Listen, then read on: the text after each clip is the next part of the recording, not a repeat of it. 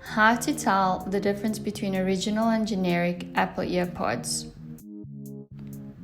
Number 1. Go to checkcoverage.apple.com and enter in the serial number found on the box.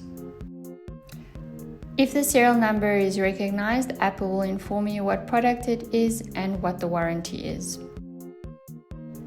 Number 2. Visit your Apple iStore or repair center. Provide the serial number and they should give you a full report of the device. Number 3, our favorite.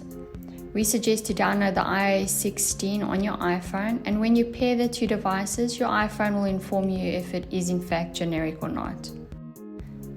Did you know that fake AirPods also use original serial numbers? They also use original looking packaging. They might not have the ICASA logo, however, ICASA is only for the official imported items into SA.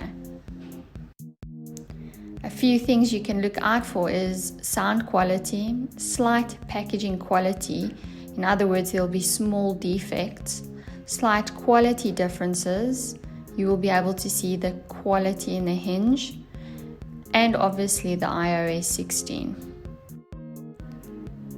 It is extremely difficult to tell the difference between original and generic.